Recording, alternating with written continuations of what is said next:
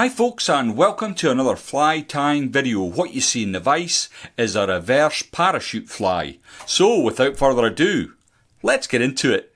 The hook in the vise then is a Hackle H130 barbless hook. This one's at size 10. It's on a light wire and it's finished in black nickel. The thread I'm going to be using today is from Simplify. It's a wood duck. It's at 12/0. As you can see, it's kind of like a gingery light brown colour. Now, because I'm using thread today, and I know that might be a little unusual, I'm going to just get some wax onto the thread, which does the job when you're using thread. A lot of the videos I make, I'm tying with nano silk. I really like it. It's just strong for its diameter, but on this occasion I need the colour. So I'm going to just get a bed of thread down. I'm going to stop just as I come past the point of the hook and take away my waist should I say, and then I can come in with my fingers and just take off some of that excess wax. Now what I'm going to do in open turns, I'm going to come all the way back to just before the eye of the hook. Now what I'm going to do next is catch in some of these, and I'll show you the packet. It's tail fibre fivets. This one's olive. I would have liked a brown one, but I don't happen to have brown in my arsenal of fly tying stuff at the minute. So just while I'm trying to pick out 3 of these fivets, and they do take a bit of picking out, I just want to say the jury's out as far as this fly is concerned. Reverse parachute, it's something that I've seen some people using and crying the merits of it, but I've not actually tried it myself. So this year I'm going to give it a go and see if there's anything in it. I can see the idea behind it. I'll just get a couple of wraps in to get that started. I can take away my waist. Now what I want to do with these fivets is I want to split them, and what I'm going to do is try, without losing my patience, and that's easily done with this, pull them out to the side like so. Now what I can do to help with that, if I come back up with my thread, I'm going to come in between the first and the last one, just one wrap, and that should do it. Now the next thing I want to do is catch in my body material. Now I could have made this a whole lot easier on myself, but I thought I would push the boat out and challenge myself a bit, so I'm using moose mane. Now what I've done is I've taken 3 strands of moose mane and I've put them together and snipped away the very end fibres. Now the thing with this fly, this reverse parachute, everything's got to go in backwards. So I'm going to hold it down. I want the entire length of the hook to help with the keeping the width uniformal up the fly, and I'm going to come, just try and keep that out of the way of the silk, or thread should I say, and I'll bring that all the way up.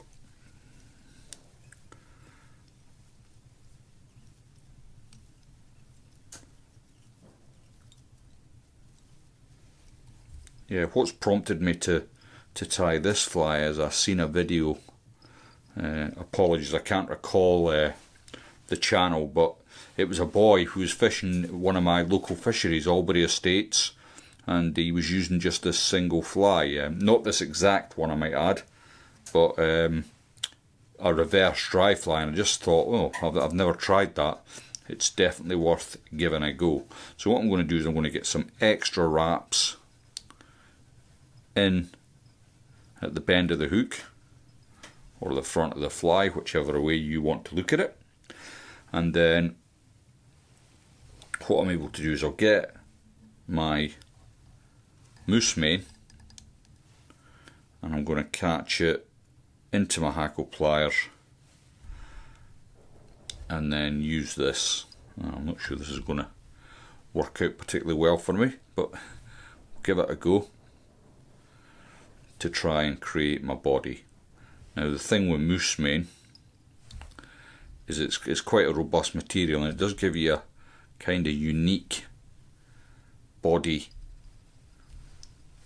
look, so that's why I thought it'd be a bit of fun to give this a go, try it out. And I'm just having to move my thread as I wrap this up. I'm just taking my time because it is a bit alien tying in this fashion, and not only that, I don't want the moose mane to come undone from my hackle pliers. So what do you think? Reverse parachute, have you used one? Please let me know in the comments section below if you've used this style of reverse parachute to effect, or you've tried it and it was a load of rubbish. I'd be keen to know. Let me know in the comments. And I think I'm just about there at this point. Just one more turn should do it, and then I'm past my thread. So what I can do now is, with my thread, my tying thread, I can bring that up and secure that in place. Now you might be tempted to just rip this away. I would advise against that. Just come in with a pair of scissors and remove that. So let's have a look at what we've got so far. That's looking not too bad. Now before I do anything else, I'm going to get a little wax on my thread here, and then I'm just going to tidy up at this bit. A bed of silk all the way along. I can just see a little bit popping out on your side, which I'm going to come in and trim, and then I'll bring it back just to make sure I catch that in. So that's looking not too bad. Now the moose mane, as I said, is quite a robust material, but I want to protect it further with a very thin coat of UV resin, and I don't think there is anything better than Solaris Bone Dry for this kind of thing. It's super thin, and you've got this really nice applicator brush.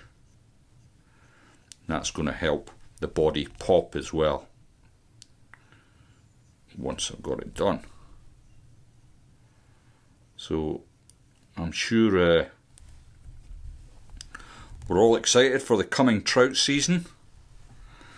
I'm keen to try some new things, so this will be amongst them.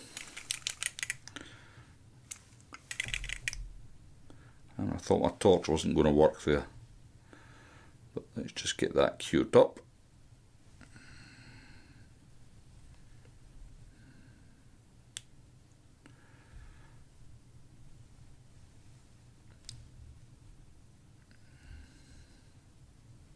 Now the fly, it does take a little bit of time, and some people might not like that aspect of it. What they want is flies they can tie quickly for fishing, because I dare say they expect to lose a lot of them up trees, and I certainly do, so I get the philosophy behind that as well. But for a fly tying exercise, this is good fun. And that's looking pretty good so far. So the next thing I want to do is secure in my post, and I'm using some poly yarn here. And what I've done is I've taken a bit off and I've thinned it out. It comes off a bit thicker than this, but it's easy enough to split, and I've caught that. I'm going to catch it in with my thread, sorry. So I'll just catch that in one turn. And what I want to do, in fact I'll get another turn in there, I want to bring it down below the hook. So I've now got this either side of the hook. It might have been quite difficult to see that actually, but I'm doing my best. So I'll bring that, the other side of it now, like so. And what we want to do is try and support the post a bit. Although it's standing up here, when I try and put thread around that, it will be flopping all over the place. So what I want to do is just build my post using my thread. Get that all the way down to the bottom. Should have started there actually, but it had a will of its own.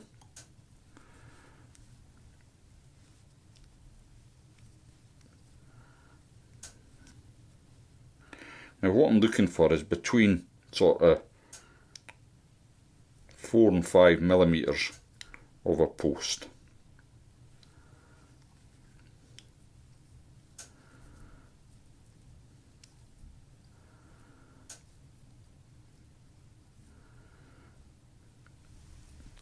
And that should do me. Now, to help me here a little bit, what I'm going to do is come in with a touch of super glue, just to make that post fairly solid. I'm just going to use a cocktail stick here. Don't want the whole thing covered in super glue, as it wouldn't float particularly well, but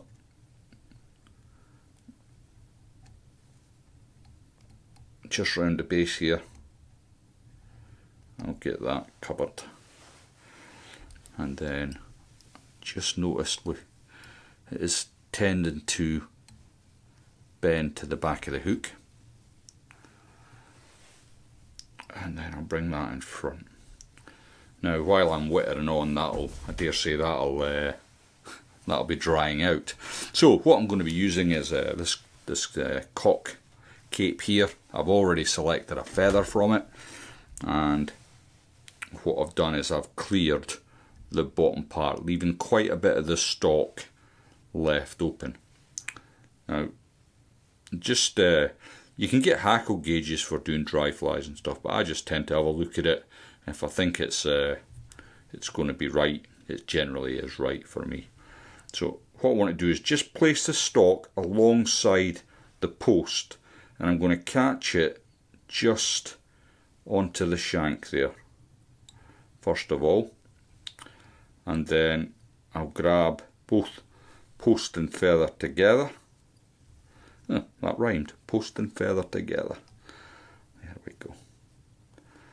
Now, as regards fishing this fly, I wouldn't really recommend fishing it as part of a team. It would be a solo effort, single dry fly, and you would fish it on between a sort of 9 to 11 foot leader. I suppose if you're beefing up to fish still waters, this fly is certainly meant for the river, but if you wanted to tie this style of fly to fish still waters, you would need to beef up your hook. The 130 is a light hook, and I would generally be fishing a 3-weight rod, which would certainly cushion such a light hook and the light tippet I would be fishing. If you're fishing a still water, you're more than likely going to be on a 6 to an 8-weight rod, so you want to beef up your hook a bit, which would require you to put a lot more effort. I don't know if this body would be suitable for a still water, but it's certainly worth giving a chance. Now, I want to build a little thorax area here to hide my my head of the fly, if you like, and what I'm going to use is some Mad Rabbit black pepper from Troutline. You don't need very much of this. You're only creating a very, very tiny thorax area. So I'll come in with my dubbing. It's good to stretch yourself. I don't do it nearly enough. I tend to tie simple flies. They are meant for catching fish, and I very rarely come off the beaten track to try some new things. So this is a new one for me. So now I've got my dubbing noodle created, I'm going to bring that up, and I've got 3 turns in front. I'll get 3 turns the other side, and then I'll come back around, and I'm going to use up the whole dubbing noodle that I've created, and then I've come, I'll just do that again because this is an important part. When you finish, you've got to come around the back of your post, and there's reason to that, which I'll come on to shortly, but that's a bit to pay attention to. So what I'm going to do is just bend my hackle out from my post, and now because I used the super glue in there, it is feeling quite firm, and it should be a lot easier to create my parachute. So I'll come in with my hackle pliers, I'll hold my post out the way, and then I can start. Excuse the hands and the fingers and everything, but there's quite a lot going on here, and I need to be just all over it at the minute, so it might be difficult for you to see what I'm doing. So essentially what I'm doing is bringing the hackle around the post while keeping it steady. Now for the old school tyres amongst you, I dare say you'll be screaming you need to buy a set of gallows. And what gallows does is it holds this post up out the way, and funnily enough I have got a set of gallows. I can't stand them. They end up being more of a hindrance than a help, so hence you don't see any gallows on my vise, but other people may well get on with them. I'm sure you'll let me know below. Okay, so I'm bringing that round, it's looking quite nice.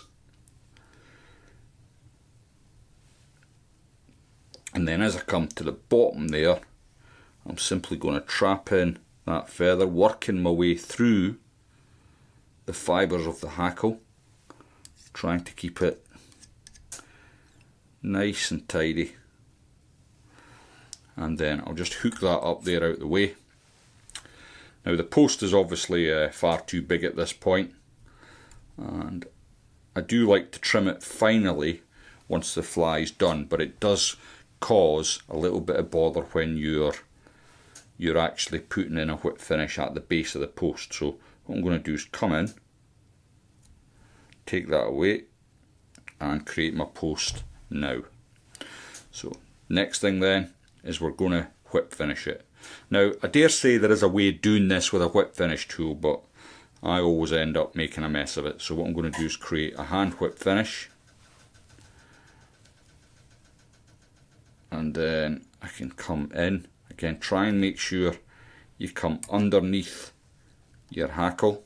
I'm going to hold that in place while I secure my hand whip finish. I'll just turn it slightly to the side so I can see what I'm doing. Then I can come in, remove my thread and remove the hackle. So that's looking not too bad. It looks a lot better than I thought it would.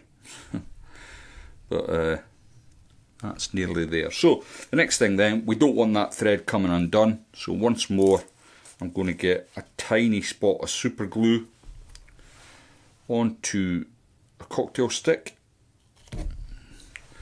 I'll just tilt it to the side, and just at the base I'm going to touch in where I finished off that whip finish, and you can actually hardly see it, and when I take some macro photographs of this later you'll see it's hardly visible.